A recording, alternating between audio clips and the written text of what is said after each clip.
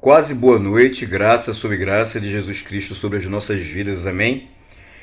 Gente, eu fui tocado para tecer um comentário, compartilhar um pensamento que Deus me propiciou agora há pouco, a respeito de Noé, né? O que se conhece de Noé, até quem lê a Bíblia, os que não agem com teologia, não se aprofundam muito, é o suficiente para entendermos que Noé era um homem temente a Deus e obediente, né? Obviamente, Noé foi chamado por volta de 480 anos de idade, ainda não tinha nenhum filho, eu acredito que o filho dele, o primogênito, veio com 600 anos, e numa época onde um povo vivia em meio a paganismo, idolatria, uma época bem, não vou nem dizer medieval, anterior a medieval mesmo, né? Deus, o único Deus, mas um Deus a mais para o povo da época, chama Noé e diz que Noé vai ter que construir uma grande embarcação.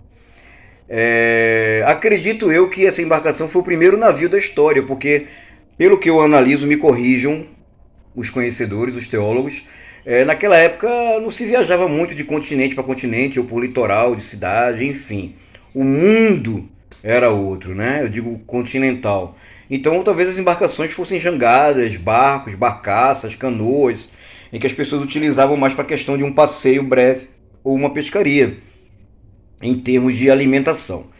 E Noé, ele era filho de Lameque, que era da mesma linhagem de Sete. E um Deus chama Noé e diz para Noé: olha, você vai ter que construir um barco enorme. Diz a Bíblia que Noé construiu essa embarcação durante 120 anos. Mas não vamos trabalhar com 120 anos, vamos tentar contextualizar e usarmos esses 20 anos. Vamos dividir pela metade? Então vamos lá. Eu, você, com 20 anos de idade, nós somos chamados por Deus, um Deus que não era visto, no muito ele era ouvido, né? Em meio a povos miscigenados no tocante à adoração, pagãos no tocante ao único e verdadeiro Deus, que é o que nós servimos hoje. Fala, olha só, Noé, você vai construir uma embarcação, então eu vou te dar através de sonhos, de alguma forma, essa embarcação que ela vai fugir de todos os padrões e dimensões, formas, cômodos. Acredito que foi um verdadeiro navio, né?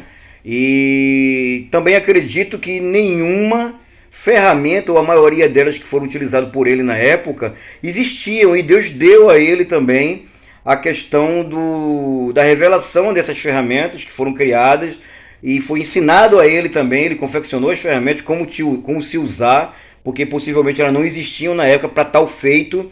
E ele começou a trabalhar ali, e o tempo foi passando, pessoas morreram, pessoas nasceram, outras pessoas morreram, e Noé atuava de uma forma com a palavra que para mim é a espinha dorsal da Bíblia de Gênesis e Apocalipse. E essa palavra faz muita falta, como também faz toda a diferença na nossa vida hoje. Obediência. É muito difícil obedecer. O homem está muito mais propício ou propenso a fazer o seu bel prazer, a sua própria vontade, querer subjugar a Deus, a trazer bênçãos e benéficias e vantagens, mas que Deus se subjugue ao nosso bel prazer. E obedecer a Deus, diz a Bíblia, é melhor do que sacrificar, mas é doloroso, é difícil, porém não é impossível. Então imaginemos Noé construindo, e veio um filho, veio outro filho, os filhos cresceram, vieram esposas, noras, vieram netos e netas, e Noé ali durante, nosso exemplo aqui, 60 anos, gente, ou 120, como diz a Bíblia, construindo algo jamais visto. Noé deve ter sido xingado, chacotado, mangado, zoado, escarnecido, envergonhado, humilhado de todas as formas, mas permaneceu-se fiel e obediente àquilo que Deus falou com ele. Então Noé era um homem de fé, porque ele acreditou em Deus e ele fez o que Deus mandou. Contudo, ao passar desse tempo todo, veio, após os 120 anos, o juízo. Noé foi o último patriarca antediluviano. Nunca tinha se visto aquilo antes. E Noé começou a sofrer, apesar da sua obediência, apesar de Deus viabilizar tudo para ele, né? Inclusive o encaminhamento, a separação de dupla, por sexo de cada animal, de cada ave, de cada que voa, que caminha, quadrúpede, bípede, enfim. Todos eles adentraram na arca. Porém, Noé, por ser temente a Deus, Noé também era um homem humanizado. Então eu acredito que ele também pregou. E ele pregando durante esse tempo todo, enquanto zoavam ele deve ter sido até negligenciado como um louco, né?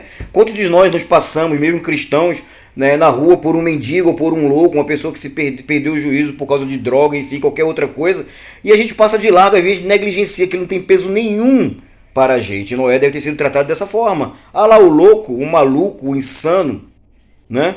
E Noé se preocupava em meio a esse tempo a evangelizar. Gente, acredita, o meu Deus, o único Deus, vai matar a humanidade. E a turma fez uma escolha. Escolheram um lado, e o lado não foi o lado de Deus. Então Noé seguiu com os planos do Senhor na nossa vida, na sua vida, perdão. Gente, cheguei ao ponto que eu queria. A arca ela era toda fechada, ela não tinha janelas.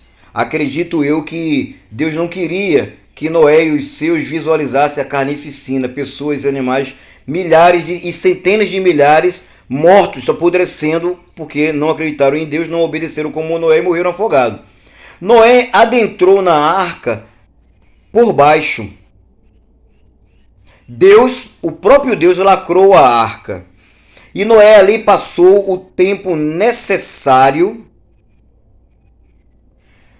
em meio aos animais, mugidos, grunhidos, cantos, todo o barulho pertinente a cada espécie, né? Mau cheiros de peido, flatulência, fezes, sujeira porque não havia banho, enfim. O tempo que Noé passou ali, Noé passou um momento incômodo. Noé entrou por baixo na arca e ficou momentos até que se acabasse o dilúvio incômodo. Incômodo em tudo. Talvez ele tenha passado até por qualquer tipo de questionamento da sua própria família. Mas, quando o dilúvio acabou, Noé, diz a Bíblia, saiu por uma janela superior. Ele saiu por cima. O que é que nós aprendemos com isso? Você pode estar, eu posso estar num momento de dificuldade, incômodo, com muita dificuldade, com muito incômodo, a palavra é essa que Deus coloca no meu coração. E nós entramos nessa circunstância por baixo e permanecemos ali. Ora, nós estamos dentro de uma arca, protegidos do mundo lá fora. Nós estamos dentro da vontade de Deus, por mais incômodo que seja, mas protegidos por Deus do lado de fora, daquilo que pode nos machucar, nos afetar. Inclusive demover-nos da nossa própria fé em Deus. Mas quando o tempo passar, assim como passou para Noé e a sua família, eles entraram por baixo, mas eles saíram por cima. Deus nos mostra em diversas formas na história de Noé que nós estamos na mão dele, protegidos apesar de momentos de dificuldade e incomodados. Incômodo porque vai contra a nossa própria vontade. Mas quando nós sairmos, mesmo que ainda protegidos na mão de Deus, que tipifica a arca, nós vamos sair por cima e vamos iniciar uma nova história, porque através de Noé foi iniciada a nova história da humanidade. Então isso serve para mim, isso serve para você. Pode parecer muito simples, mas foi isso que Deus botou no meu coração e eu acredito que Deus vai estar falando contigo nesse momento. Com alguns de vocês. Pensem que vocês estão em um momento de dificuldade, onde se chama de prova, de processo, mas vocês estão na arca, na mão de Deus, apesar de toda a dificuldade, de todo o incômodo. E vocês entraram por baixo, humilhados. Foram conduzidos por Deus como Noé foi conduzido por Deus. Permaneçam ou permaneçamos obedientes, porque quando Deus nos tirar dessa situação, Ele vai nos tirar por cima, e sair por cima é sinônimo e circunstância de honra. Deus, pela tua obediência, Ele vai te honrar. E a tua história vai ser reescrita. Não digo eu, diz a Bíblia. Graça sobre graça de Jesus sobre as nossas vidas. Que Deus possa falar melhor ao coração de cada um de nós. Amo a sua vida em Cristo Jesus e o eterno. Como eu sempre digo, Ele está no comando. Ele sempre está lá. Que Deus nos abençoe rica e poderosamente. Amém?